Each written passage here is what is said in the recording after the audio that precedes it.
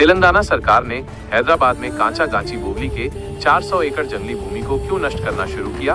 हैदराबाद भारत का एक प्रमुख तकनीकी और शहरी केंद्र अपनी तेजी से बढ़ती आबादी और बुनियादी ढांचे के लिए जाना जाता है, लेकिन हाल ही में यह शहर एक विवादास्पद निर्णय के कारण सुर्खियों में आया है। तेलंगाना सरकार ने कांचागाची बोवली में 400 एकड़ की जंगली भूमि को नष्ट करना शुरू कर दिया है, जिसे स्थानीय लोग और पर्यावरणविद एक महत्वपूर्ण पारिस्थितिकी तंत्र मानते हैं। यह कदम न केवल पर्यावरणीय चिंताओं को बढ़ा रहा है, बल्कि सामाजिक और कानूनी विवादों को भी जन्म दे रहा है। आखिर तेलंगाना सरकार ने ये कदम क्यों उठाया? इसके पीछे के कारणों, प्रभावों और विरोध की कहानी को समझना जरूरी है।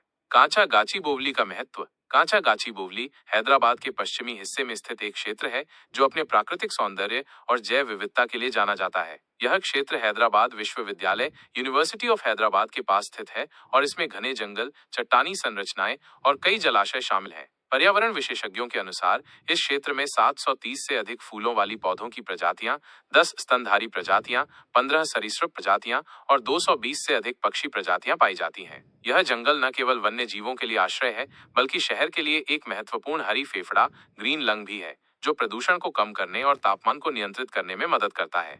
इसके अलावा कांचागाची बोवली एक जल संग्रह क्षेत्र के रूप में भी कार्य करता है, जो भूजल स्तर को बनाए रखने में सहायक है। हैदराबाद जैसे शहर में जहां कंक्रीट के जंगल तेजी से फैल रहे हैं, यह क्षेत्र पर्यावरणीय संतुलन के लिए अत्यंत महत्वपूर्ण है। लेकिन तेलंगाना सरकार के हालिया कदम ने इस प्राकृतिक संपदा को खतरे में डाल दिया है।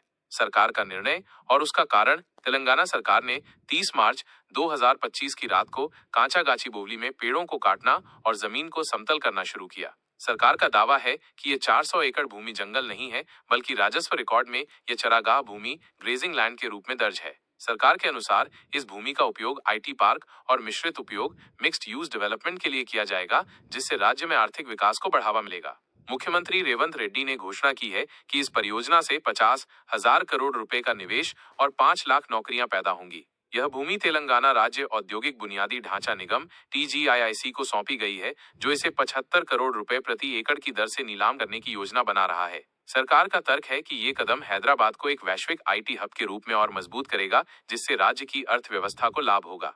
इसके पीछे एक ऐतिहासिक संदर्भ भी है।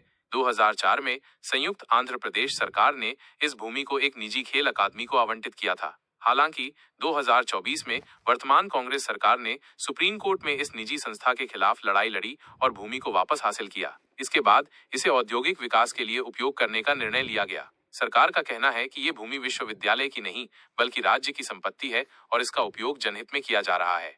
पर्यावरण और सामाजिक प्रभाव। सरकार के इस कदम का सबसे बड़ा प्रभाव पर्यावरण पर पड़ रहा है। कांचागाची बोवली को डीम्ड फॉरेस्ट माना जाता है, जैसा कि सुप्रीम कोर्ट के 1996 के TN गोदावर्मन थिरुमुलपत बनाम भारत संघ मामले में परिभाषित किया गया है। इस निर्णय के अनुसार कोई भी क्षेत्र जो प्राकृतिक रूप से जंगल जैसा है, उसे संरक्षण के दायरे में लाया जा सकता है, भले ही वह आधिकारिक रूप से जंगल के रूप में अधिसूचित न हो। लेकिन तेलंगाना सरकार का दावा है कि यह क्षेत्र राजस्व रिकॉर्ड में जंगल के रूप में दर्ज नहीं है, इसलिए इसे नष्ट करने में कोई कानूनी अड़चन नहीं है।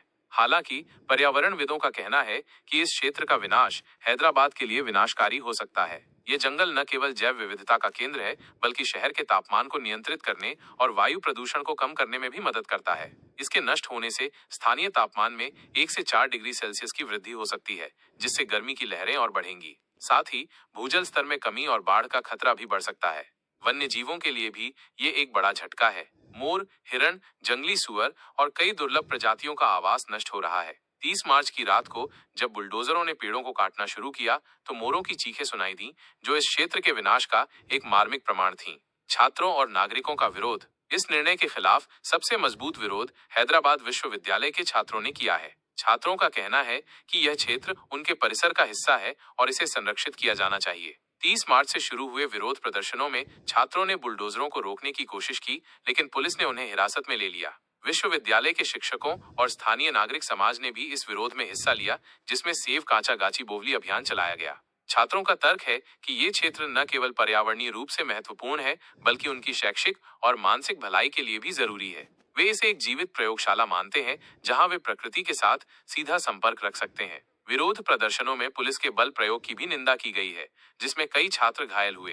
कानूनी और नीतिगत पहलू। इस मुद्दे ने कानूनी मोर्चे पर भी ध्यान आकर्षित किया है। 3 अप्रैल 2025 को सुप्रीम कोर्ट ने स्वतः संज्ञान लेते हुए पेड़ों की कटाई पर रोक लगा दी और तेलंगाना सरकार से जवाब मांगा। कोर्ट ने कहा कि यह क्षेत्र प्रथम दृष्टया एक जंगल जैसा दिखता है जिसमें वन्य जीवों की मौजूदगी है। इसके अलावा पर्यावरण मंत्रालय ने भी राज्य सरकार से इस कदम पर स्पष्टीकरण मांगा है। तेलंगाना हाई कोर्ट में भी 2 जनहित याचिकाएं दायर की गई हैं, जिसमें सरकार के इस कदम को वन संरक्षण अधिनियम 1980 का उल्लंघन बताया गया है। याचिकाकर्ताओं का कहना है कि बिना पर्यावरणीय